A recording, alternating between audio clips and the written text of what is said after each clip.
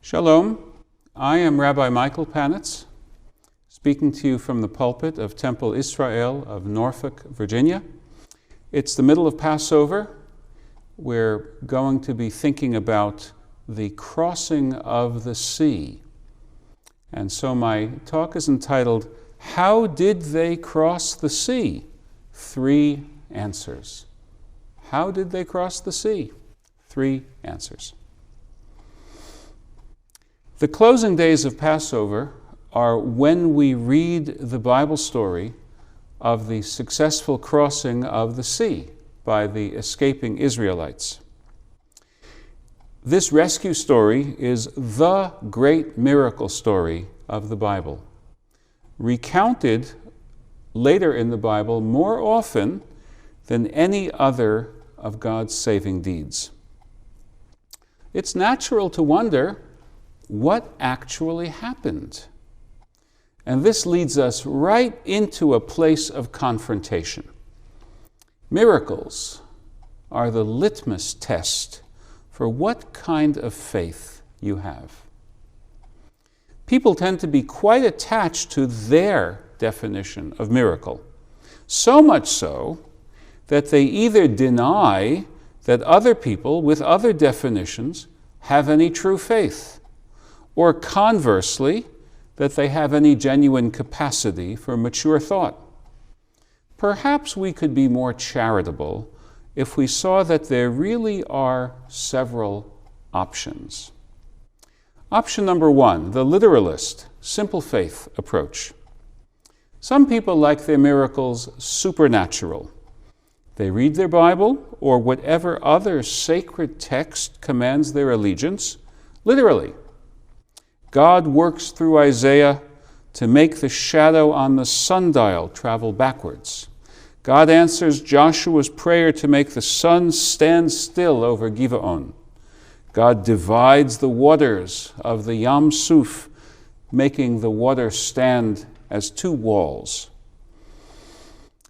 This was almost the only way to understand miracles until the 17th century.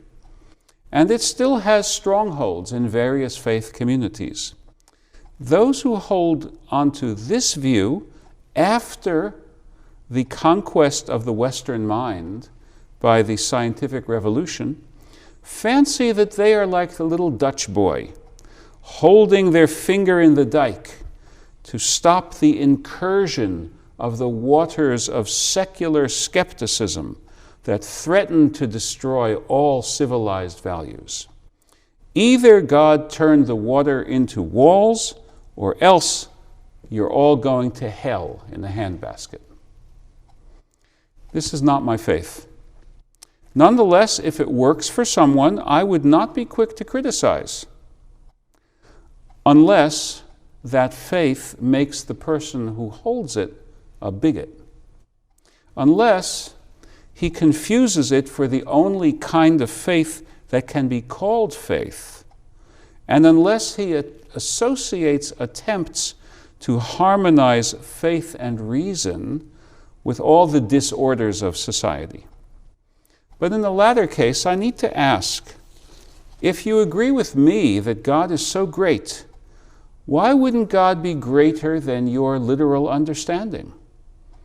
Isn't it an idolatrous limitation of God to say that the words of holy text couldn't possibly be poetic or dramatic, but can only be understood as journalism? Folks of simple faith feel that they are on the defensive because, since the time of Galileo and Newton, scientists have enjoyed increasing success in giving a rationalist account of the world.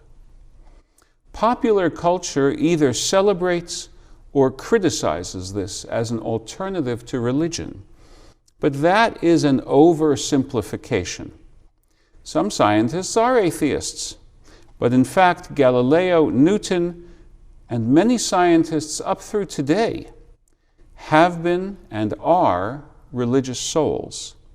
For them, scientific explanation was and is not meant to displace God, but rather to bring head and heart into harmony in contemplating God's creation. So this leads us to the second approach, the rationalist, science and religion approach.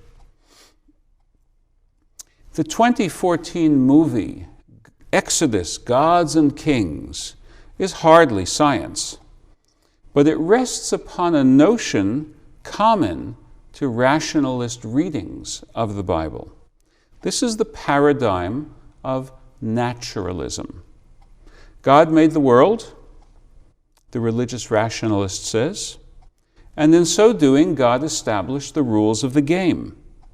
Science is a partial excavation of those rules.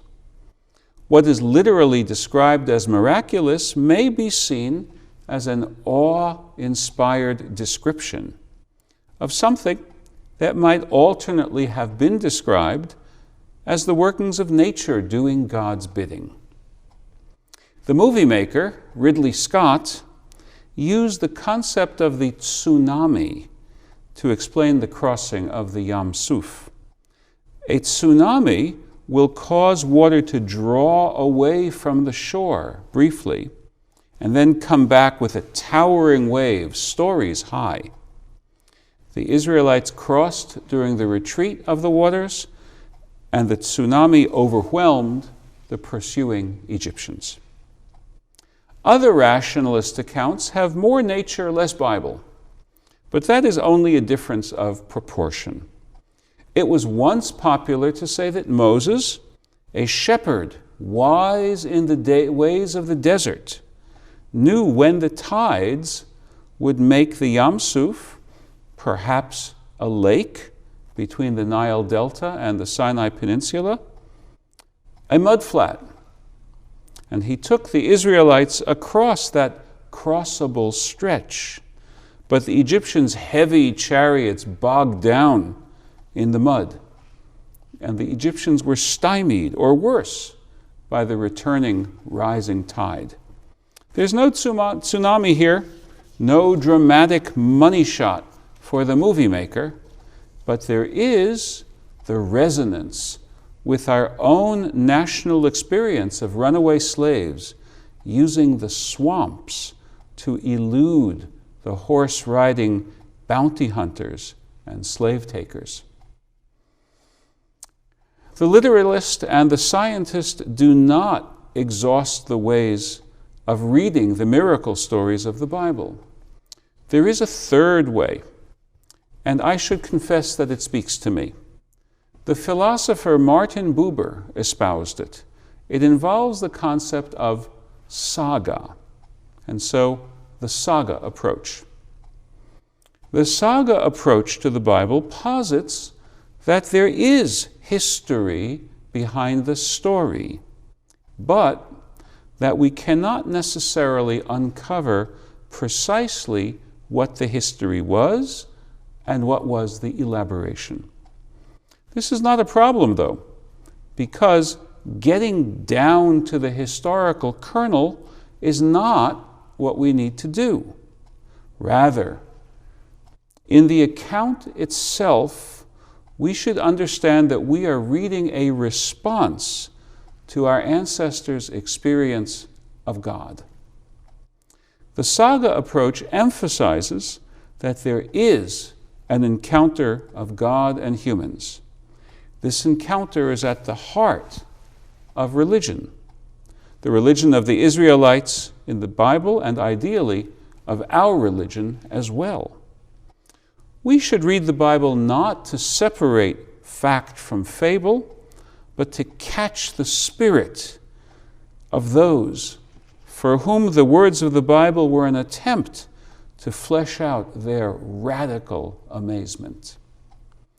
For this approach, how did they cross the sea is the wrong question. They did cross the sea. That's what counted.